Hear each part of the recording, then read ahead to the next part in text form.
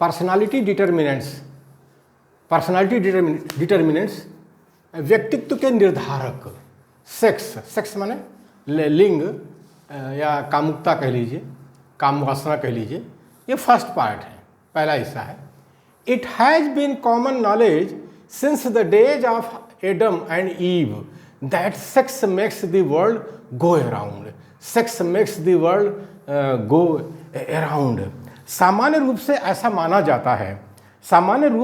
माना जाता है कि आदम और हव्वा के ज़माने से दुनिया नर और मादा के इर्द गिर्द घूमती है, स्त्री और पुरुष के इर्द गिर्द घूमती है। ऐसा माना जाता है, सामान्य रूप से ऐसा माना जाता है कि आदम और हव्वा के ज़माने से दुनिया नर और मादा के इर्द गिर्द घूमती है।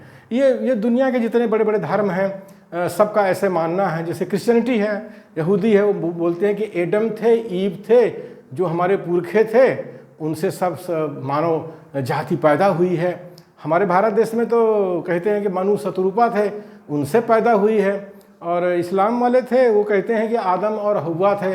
खैर कुछ भी हो, बाबा आदम कुछ नहीं कर सकते थे। अगर हव्वा साथ में ना आती तो ये मानव जाति दिखाई न पड़ती। दुनिया में जितने भी भाषा का साहित्य है, जितने साहित्यकार हैं, सब स्त्री पुरुष के बारे में ही तो लिखते रहते हैं। स्त्री पुरुष के बारे में एक कविता करते रहते हैं, तुम बड़ी खूबसूरत हो, तुम ये हो, तुम वो हो, और उसी पे उपन्यास लिखते रहते हैं, कहानी लिखते रहते हैं। तो सारी दुनिया का जो साहित्य है वो सब ऐसे ही चल रहा है।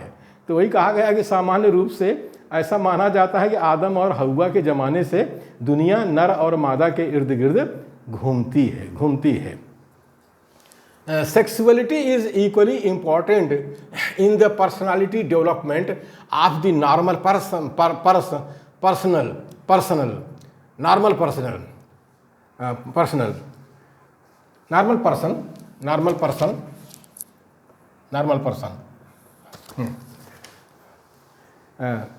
एक सामान्य व्यक्ति के व्यक्तित्व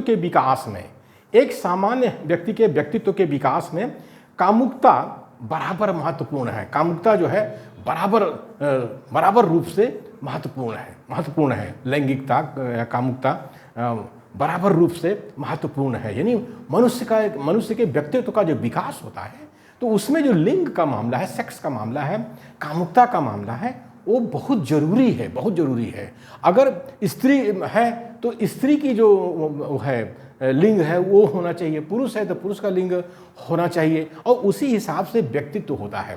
पुरुष का कैसा व्यक्तित्व होता है उसमें देख कर कहा गया है कि जो पुरुष होता है दुनिया में, चाहे वो इंसान हो, चाहे जानवर हो, चाहे पक्षी हो, लेकिन जो पुरुष होता है उसके अंदर ताकत ज़्यादा दिखाई पड़ती है। और जो मादा होती है, स्त्री होती है, वो चाहे पक्षी की हो, चाहे जानवर की हो, चाहे इंसान की हो, उसके अंदर जो है कोमलता दिखाई पड़ती है। वही कहा गया है कि एक सामान्य व्यक्ति के व्यक्तित्व के विकास में कामुकता बराबर महत्वपूर्ण स्थान रखती है। Only when sexuality affects the person's self-concept does it become a major factor in shaping his personality.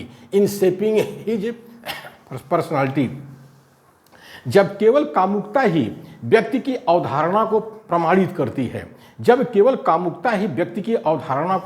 करती है, तो उसके व्यक्तित्व को आकार देने में यह बहुत बड़ा कारक बन जाता है। उसके व्यक्तित्व को आकार देने में यह बहुत बड़ा कारण बन जाता है। अब जैसे हमारे भारत देश के अंदर मुगल आए। मुगल क्या थे? वो तुर्क और मंगोल जो खूंखार जातियाँ थी, बड़े खून खराबा करने वाली जातियाँ थीं इतिहास में, उनकी वो जो है वो क्या बोलते हैं, क्रॉस बीड थे। क्रॉस बीड मतलब मिश्रित रक्त वाले थे। उन दोनों प्रजाति से बने हुए थे मुगल।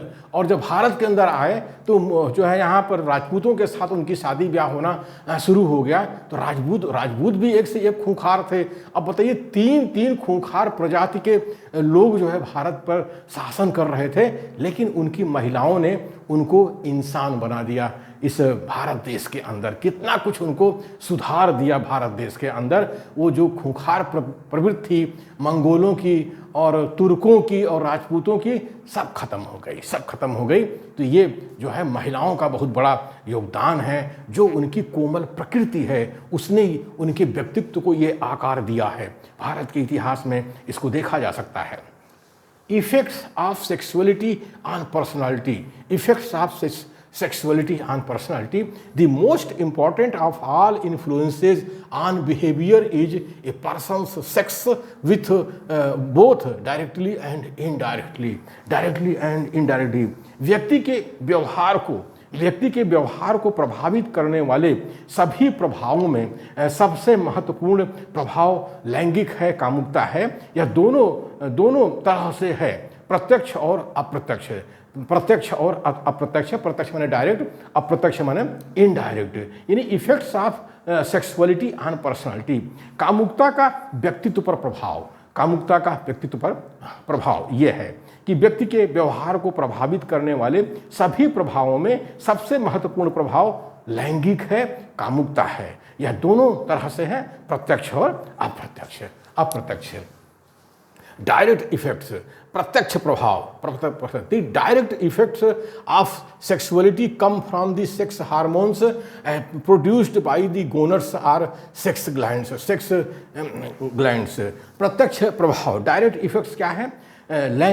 कामुकता पर प्रत्यक्ष प्रभाव सेक्स हार्मोनों का है, सेक्स हार्मोनों का है जो कामुक ग्रंथियों में पैदा होते हैं, लैंगिक ग्रंथियों में पैदा होते हैं। ये जो हार्मोन होता है, पुरुष हार्मोन का अलग होता है, स्त्री हार्मोन अलग होता है। पुरुष के शरीर में जो हार्मोन सेक्स हार्मोन होता है उससे पुरुष का रूप व्यक्तित्व बनता है, और स्त्री के शरीर में जो स्त्री का जो हार्मोन होता है उससे जो है स्त्री का व्यक्तित्व बनता है। और ये सेक्स हार्मोन जब गड़बड़ हो जाते हैं तो उसी से हिजड़े पैदा होते हैं।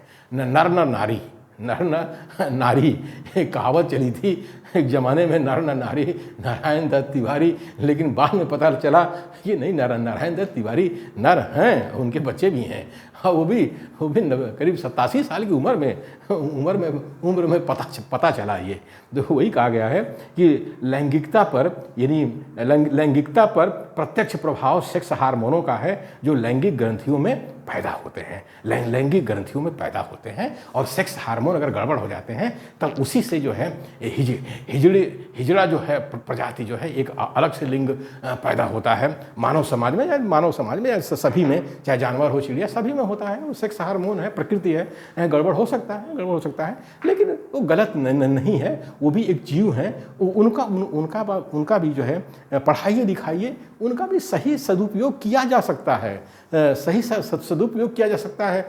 लेकिन समाज में जो है गलत धारणा है, वो बेचारे भीख मांगते हैं, गलत है। ऐसा नहीं होना चाहिए, प्रकृति है। सेक्स हार्मोन गड़बड़ हो गए तो इसका मतलब नहीं कि वो जीव हमारे काम का नहीं है। समाज को उसको उपयोग करना चाहिए, पढ़ाई लिखाई कराइए, वो बहुत अच्छा काम कर सकते हैं, और करना चाहिए। यही है कि व्यक्तित्व के ऊपर जो है सेक्स का क्या प्रभाव पड़ता है, कामुकता का क्या प्रभाव पड़ता है, यही है।